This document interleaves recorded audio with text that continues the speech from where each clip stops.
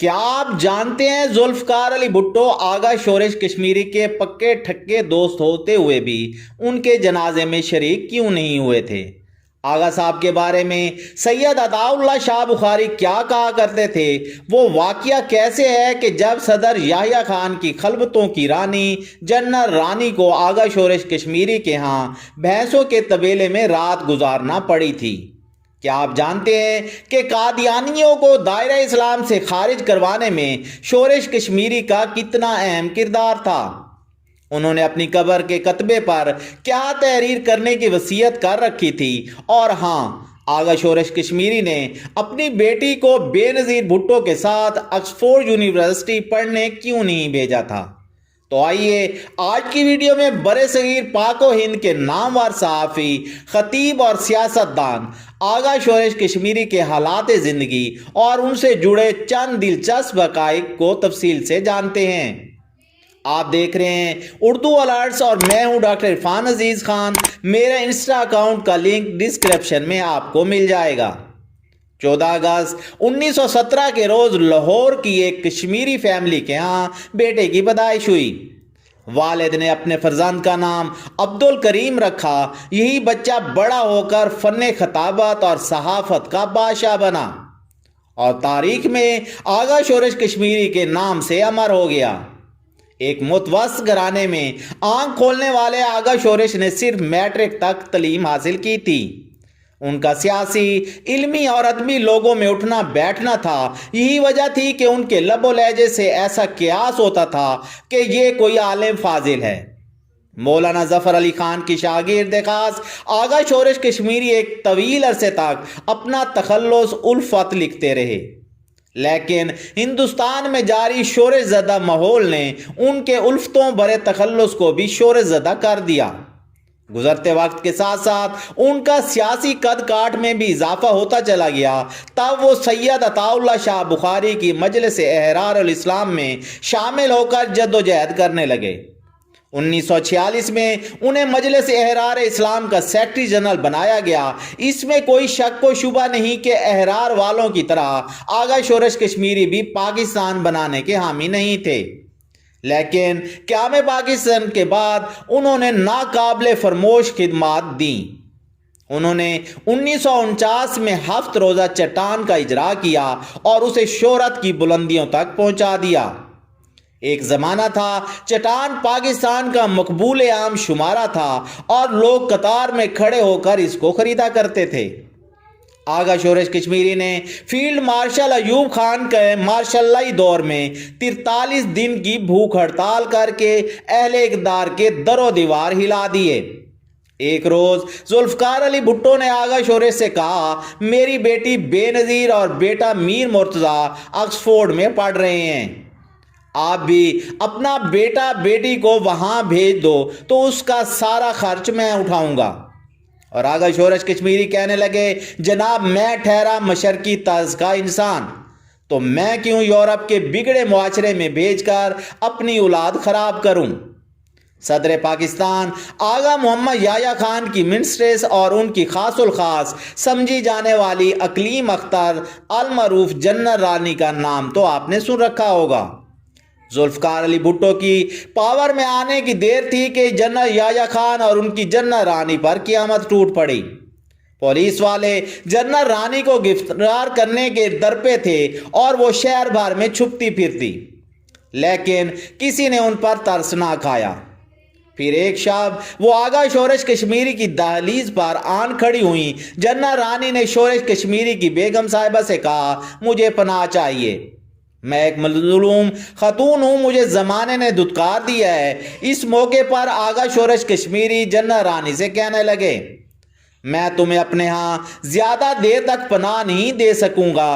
फिर जनरल रानी ने वो रात शोरेश कश्मीरी के घर के अकम में भैंसों के लिए बने एक छप्पर के नीचे गुजारी और सुबह होते ही वो चल दी।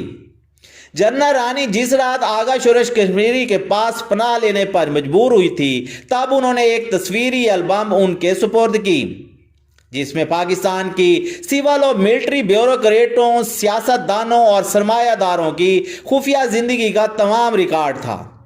شورش کشمیری وزادار انسان تھے.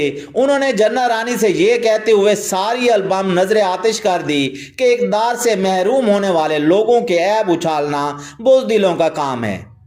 آغا شورش کشمیری سیاست و صحافت میں چاپلوسی اور خوشامد کرنے والے لوگوں کو طنزاً انجمن ستائش بامی کے نام سے پکارا کرتے تھے. دوستو، آپ نے شیخ رشید کو اپنے ٹی وی انٹرویوز میں انجمن ستائش بامی کے الفاظ دہراتے دیکھا سنا ہوگا، اور شیخ صاحب بارہ یہ بھی کہہ چکے ہیں کہ آغا شورش کشمیری میرے استاد تھے.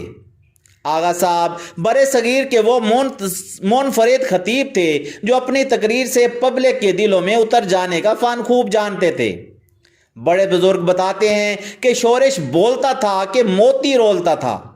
ان کے 4 گھنٹے کی تقریروں میں مجمع کو سانپ سونپ جاتا. ان کی تحریر و تقریر سن کر بوڑھے بھی جوان ہو جاتے تھے. ایک بار سید عطا اللہ شاہ بخاری بھی شورش کی تقریر سن کر بے اختیار کہہ اٹھے. شورش کی تصویر سن کر یوں محسوس ہوتا ہے کہ بوڑھا عطا اللہ جوان ہو گیا ہے. آغا صاحب جب تقریر کرتے تو سننے والے پر سکتہ طاری ہو جاتا. جب وہ لکھنے لگتے بڑے بڑے لکھیارویوں کی چھٹی ہو جاتی. میرے وطن کی سیاست کا حال مت پوچھو، گری ہوئی ہے طوائف تماش بینوں میں. دوستو، یہ مشہور شعر بھی آغا شورش کشمیری کے قلم کی تخلیق ہے. تحریک ختم نبوت آغا شورش کشمیری کی زندگی کا عظیم اثاثہ تھا. وہ تب تک چین سے نہیں بیٹھے جب تک انہوں نے 1974 میں قادیانی کو غیر مسلم اقلیت قرار نہیں دے دیا گیا. انہوں نے اپنے سیاسی جدوجہد کے دوران اپنی زندگی کے سارے 12 سال قید و بند کی مشکلات جھیلتے ہنسی خوشی گزار دیے. آغا شورش کشمیری 24 اکتوبر 1975 کو لاہور میں خالق حقیقی سے جا ملے. ان کے جنازے کی اگلی صفوں میں مولانا مفتی محمود، مولانا غوث عباس ہزاروی، مولانا کوثر نیازی، ملک معراج خالد، غلام مصطفیٰ کھر اور حفیظ پیرزادہ سمیت ملک بھر سے مذہبی و سیاسی قیادت جمع تھی، اور وہاں ہزاروں لوگوں نے آہوں اور سسکیوں کے ساتھ اپنے محبوب صحافی کو خیر باد کہا. لیکن اتنا گہرا یارانہ ہونے کے باوجود بھی بھٹو صاحب کہیں نظر نہ آئے. اگلے روز مسٹر بھٹو PIA کے جہاز میں بیٹھے اور چائنا چلے گئے. ایک ہفتے بعد جب وزیر اعظم پاکستان کی واپسی ہوئی تو اپنے مرحوم دوست کی فاتحہ خوانی کے لیے ان کے گھر یہاں ذوالفقار علی بھٹو نے بتایا کہ مجھے آغا شورش کشمیری نے کہا تھا آپ میرے بچوں کو آکسفورڈ یونیورسٹی نہ بھجوائیں اور نہ مجھے پلاٹ بھی نہ دیے جائیں، لیکن اللہ کے واسطے تم افواج پاکستان کے 2 قادیانی جرنیلوں جنرل عبدالعلی ملک اور ظفر چودھری کو ان کے عہدوں سے ہٹا دو. میں سوچتا رہا کہ میں اب تک ان دونوں قادیانوں کو فارغ نہیں کر سکا، تو میں کس منہ سے اپنے دوست کے جنازے میں شرکت کروں گا. آج میں یہی تحفہ لے کر آپ کے یہاں حاضر ہوا ہوں. یہ دونوں قادیانی جرنیل فارغ ہو چکے ہیں، جو شام 5 بجے کی خبروں میں آ جائے گا.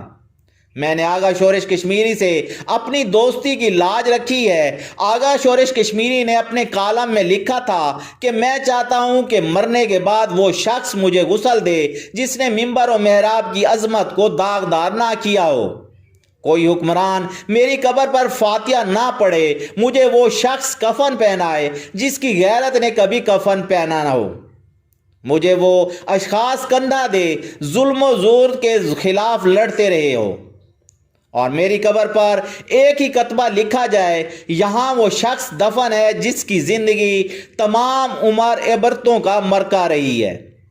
شورش کشمیری میں کئی موضوعات پر درجنوں کتابیں لکھیں. ان کی مشہور تصانیف میں چہرے، یورپ میں 4 ہفتے، سید عطا اللہ شاہ بخاری، دہلی چلو، ابوالکلام آزاد، اقبال اور قادیانیت، موت سے واپسی اور اسی بازار میں زیادہ مشہور ہیں.